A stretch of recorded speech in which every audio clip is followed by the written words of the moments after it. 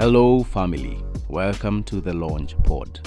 We are all about helping creatives build businesses and make money doing what they love. Whether you are a photographer, filmmaker, graphic designer, a pencil artist, an editor, an animator, as long as you are a creative, this is the podcast for you. It's all about creative entrepreneurship. Our hope is that you will be motivated, inspired, and educated to become the better version of yourself. Welcome to today's episode. In this episode, we are talking about the creative economy. What is the creative economy? How you get to benefit or affected, or how you are affected by the creative economy, and what you need to do to position yourself to benefit fully from the growing creative economy. An economy is production, consumption of goods and services, and the supply of money. So there is production, then there is the consumption of that produced good or service, and there is the supply of money to the one who produces. So a creative economy is all about production of that content, creative content, and the consumption of it, and how money exchanges hand. The creative economy in Kenya is really growing, and in Kenya and Africa in general, because I'm speaking in the context of where I live. I live in Kenya, and so in Kenya and Africa, the creative economy is really growing. We have seen rise a lot of content creators, amazing films, especially in Kenya and South Africa. We are having great films coming out that are even on Netflix. Of course, being led by the Nigerians and the Nollywood, but then the film industry, the creative industry is really growing in Kenya. There are some numbers I want you to listen to, because I don't want to be the one saying these numbers. So listen to this video and try to understand these numbers so that you can see how big the industry is growing. Watch this video. If I can throw some numbers at you, Amy Watson wrote on Statista.com, and this has been corroborated by PwC's Media and Entertainment Outlook reports, that the Kenyan media and entertainment industry in 2018 made $1.8 billion. $1.8 billion. This is projected to go through 11% year-on-year growth, and in 2021, she estimates that this industry will make $2.5 billion. So according to that conversation, what does this mean? So a lot of people are benefiting from the creative industry. If an industry is $2.5 billion worth a year, the creative industry in Kenya, it means a lot of money is flowing or exchanging hands from the consumers to the creators of content. There's a lot of money that is being exchanged. So the question here we're asking is, how do you benefit from this? Because people are benefiting, and especially during the COVID season or the pandemic, a lot of content creators rose. And in fact, these people did great work in keeping us sober, because we were depressed, stressed, but then they came to entertain us, educate us, inspire us, and a lot of content creators rose from that. We also saw the rise of things like TikTok, and TikTokers now became a career in itself. And so the creative economy is really growing. So from the definition of economy, once content is produced and consumed, the economy is not complete if there is no supply of money. And so an economy is about production, consumption, and the transaction there between is using money or currency. If I use currency, it can be gold, it can be Bitcoin, it can be whatever, it can be, as long as it's currency that is paying this.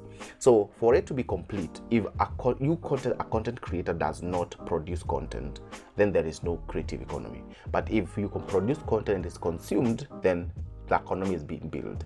However, if some currency does not come to you, you will not be able to produce any more content, and so there will be lack of content for consumption. And finally, if that cycle of production, content, and supply of currency, if that whole transaction does not happen, the economy will crash. And that's what we are talking about, the creative economy. So the question we are asking here, after you produce content, whose responsibility is it to make sure that the creative who creates the content gets the money back?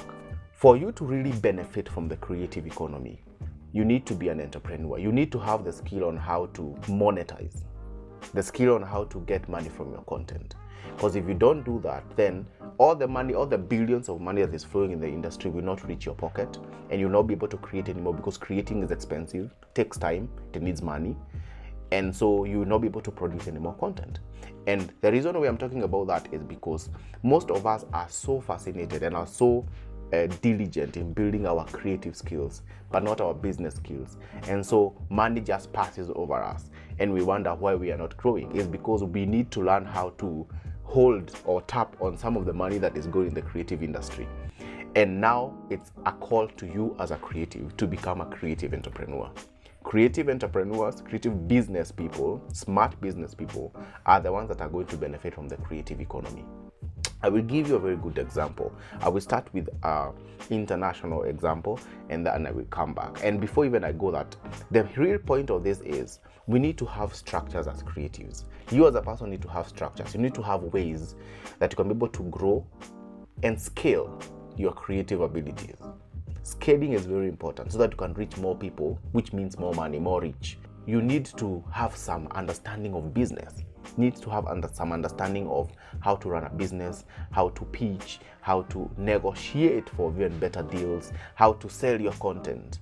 And there are people in this country that are doing so well in that. And I'll give you just one example. But then I will start with an international example. Beyonce. We all know Beyonce, Queen Bee.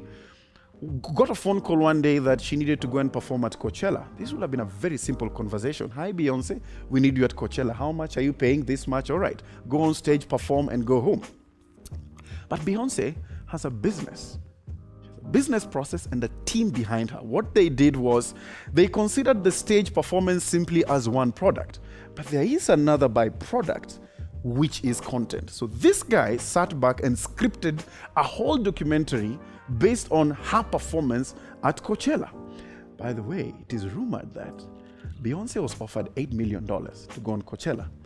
Her team asked for half of that amount in exchange for rights to that content.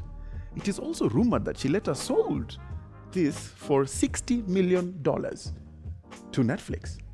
In Kenya, I'm going to give an example of the one and only guy that I love so much called Abel Mutua and his team.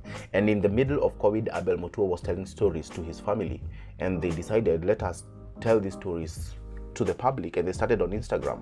And after some time, they went to YouTube, and they were producing this content using a phone for free. But it came to a point where Abel Mutua, with the help of friends, they decided, let us see whether if we tell people to support us, they will support us. And they started putting a pay bill number at the bottom of the screen. And who would have expected? People started giving out money. And finally, when things opened up, they had even very many ways of monetizing that. They started having live shows where we would pay 1,000 bob and around 300 people would go. So if you do simple mathematics, 300 people with 1,000, that's 300,000 earnings in a day.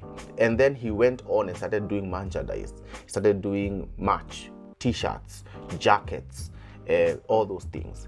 And finally, the epitome of it all, because of the following they had amassed of creating of people who love stories and how he is very good at storytelling, they created a film called GLL and they sold it to us. Now that's one creative, and there's one creative who is just creating content, very nice content, and posting it on YouTube, and that's it. Or there's another one who's just creating content and posting it on Instagram. Very good content. But these two are in a very different economic state. One is really earning from it, the other one is not. And that's all about the creative economy. So out of the $2.3 billion that are flowing in the economy in the year 2020 or 2021, and in the year 2022 is projected to be at $2.5 billion, what is your stake? How will you position yourself so that you can be able to tap from that? And I will give you a tip. First of all, you need to be very business oriented.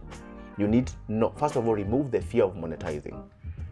Believe that you have a good product and people would like to consume it, and that you can put a price to it. Whether you are doing a course, whether you're teaching on YouTube, be smart enough to monetize it. Become an entrepreneur.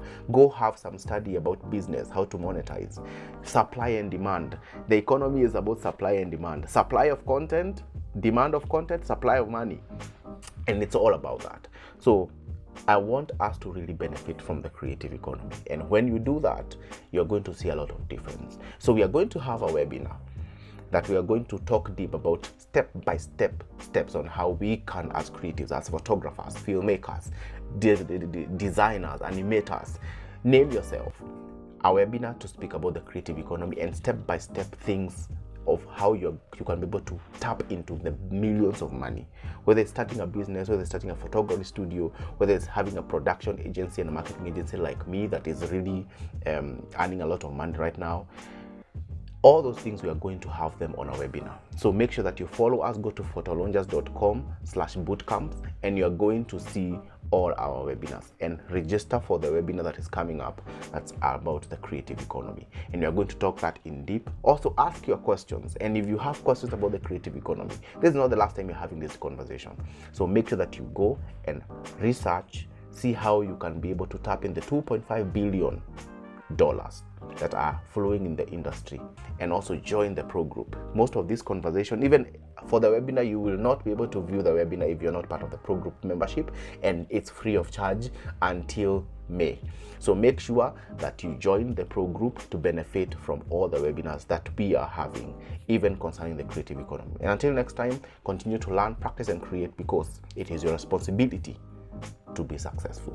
Cheers. Hope this episode has been of value to you. I'm glad that you stayed with us till the end. We urge you to listen to the rest of the episodes and you will gain a ton of value. Also, we have a YouTube channel. Use the link in the description section to watch our videos, and don't forget to subscribe.